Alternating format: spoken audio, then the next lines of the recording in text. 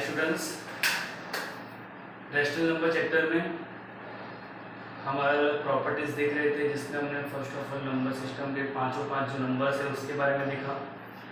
उसके बाद हमने rational numbers, natural number, integers, whole number, ये सबके लिए क्लोजर प्रॉपर्टी देखी। उसके बाद कम्युटेटिव प्रॉपर्टी देखी, और जो नेक्स्ट है वो है एसोसिएटिव प्रॉपर्टी।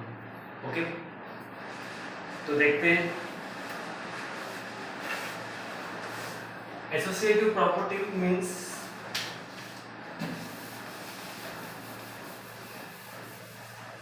आपके पास पर्टिकुलर कोई भी नंबर सिस्टम के 3 नंबर्स होंगे, वो 3 नंबर्स को आपको ग्रुपिंग करना है। Okay, for example natural number की बात करें तो 2 + 3 + 5, 2 + 3 + 5। ओके, ग्रुपिंग मीन्स ये 3 नंबर्स में फॉर एग्जांपल मैं फर्स्ट 2 को ग्रुप कर रहा हूँ और इसमें मैं पीछे वाले 2 को ग्रुप कर रहा हूँ। ओके, अब ये ग्रुपिंग करने के बाद मैं इसकी प्रोसेस करता हूँ एडिशन करने की। तो यहाँ पे 2 + 3 होगा 5 + 5 = 10, और यहाँ पे 2 + 5 + 3 होगा 8, 8 + 2 होगा 10। तो आप देख सकते हो यहाँ पे दोनों का आंसर जो है वो सेम आया है 10, 10। तो इसका मतलब ये हुआ कि एसोसिएटिव प्रॉपर्टी जो है वो नेचुरल नंबर के लिए एडिशन के लिए सेटिस्फाइड है। ओके, तो इसी तरह से सब्ट्रैक्शन के लिए भी होगा। ओके, इस तरह से मल्टीप्लिकेशन के लिए भी होगा, बट डिवीजन के लिए नहीं होगा। ओके, उसके बाद होल नंबर्स में सेम एज एडिशन के लिए होगा, सब्ट्रैक्शन के लिए नहीं होगा, मल्टीप्लिकेशन के लिए होगा और डिवीजन के लिए नहीं होगा। इंटीजर्स सेम एज इंटीजर्स के लिए भी होगा।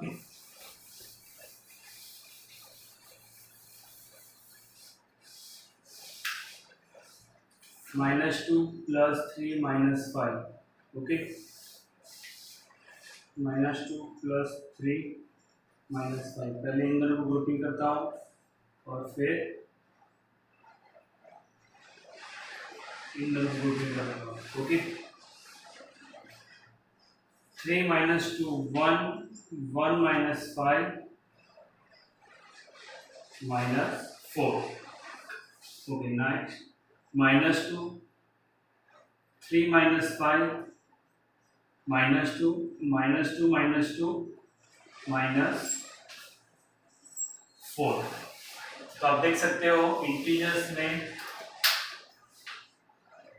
हमने लिया तो उसमें भी मुझे सेम आंसर मिल रहा है, मतलब इंटीजर्स में एडिशन के लिए होगा ट्रू, सब्ट्रैक्शन के लिए होगा फॉल्स, मल्टीप्लिकेशन के लिए होगा ट्रू एंड डिवीजन के लिए होगा obviously false.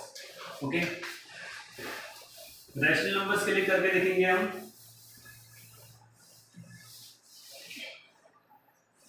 Two by 3 + 5/3 + 7/3,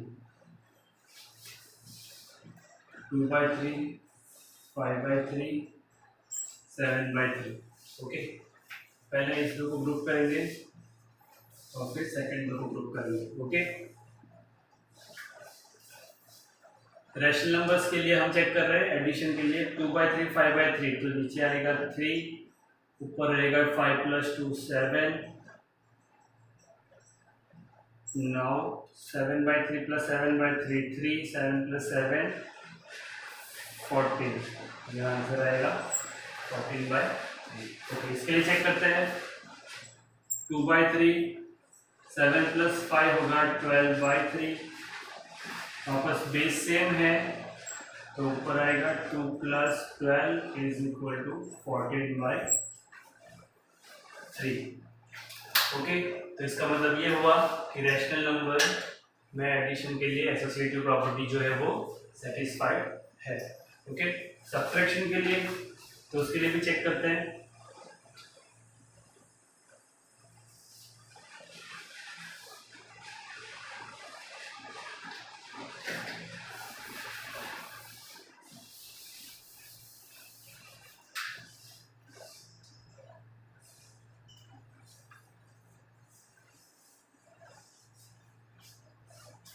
okay 2/3 minus 5/3 तो मुझे मिलेगा 2 माइनस 5,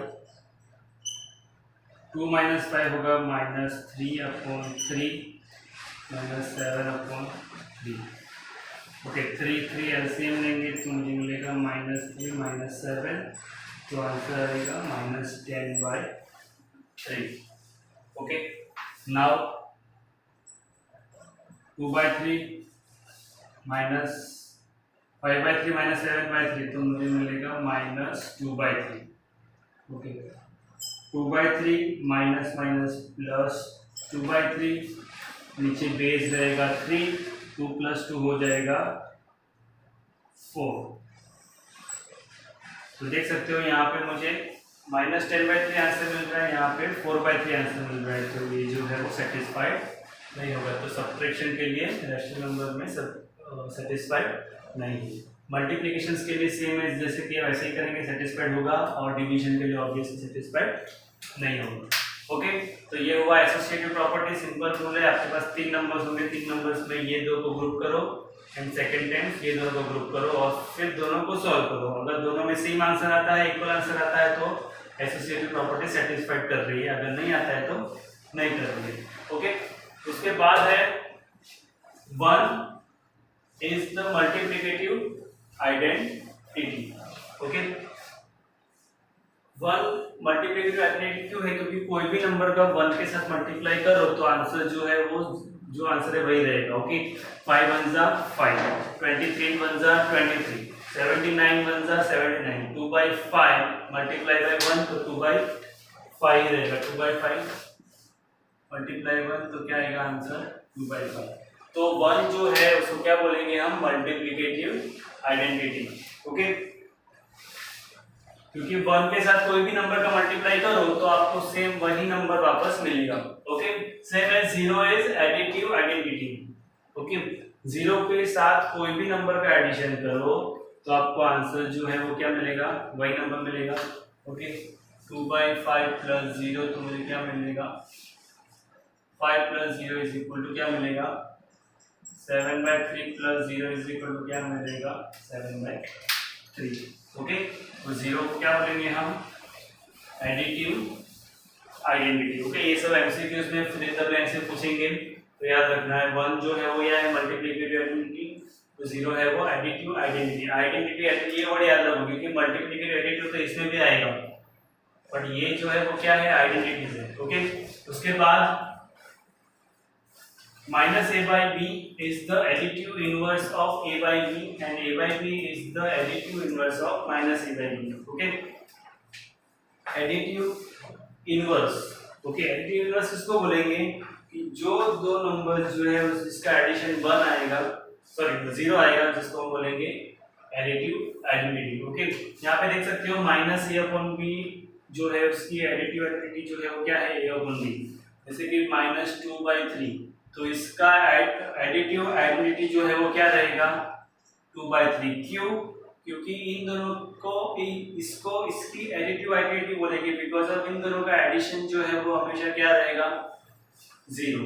ओके अगर 5 है 5/3 है तो उसका एडिटिव आइडेंटिटी रहेगा -5/3। क्यों? क्योंकि इन दोनों का एडिशन क्या मिलेगा मुझे? 0। ओके तो आपको 1 मार्क्स में फिल इन द ब्लैंक्स में क्वेश्चन पूछेंगे कि what is the additive identity of 7/3, तो आपको लिखना है -7/3। What is the additive identity of 2/3 तो उसका आएगा -2/3। सिंपल, अगर माइनस है तो हटाना है, अगर माइनस नहीं है तो लगाना है। ओके तो लिखा है यहाँ पे -a/b is the additive identity of a/b and a/b is the additive identity of -a/b। Okay now next last topic reciprocal. Okay इसको हम मल्टीप्लिकेटिव इनवर्स भी बोल सकते हैं।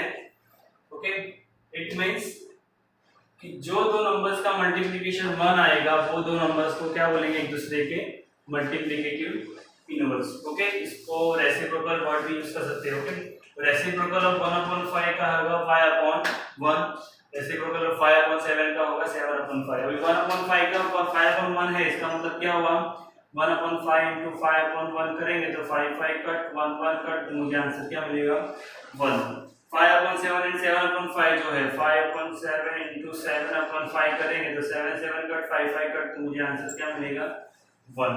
तो इसका मतलब क्या हुआ, मल्टीप्लिकेटिव इनवर्स मींस कि रेसिप्रोकल में आपको जो नंबर दिया है वो नंबर का क्या करना है, उल्टा करना है। ओके, तो अगर 1/5 का रेसिप्रोकल पूछा है तो 5/1 आएगा, 7/5 का 5/7 का 7/5 आएगा, 2/3 का तो 3/2 आएगा, -1/2 का तो -2/1 आएगा।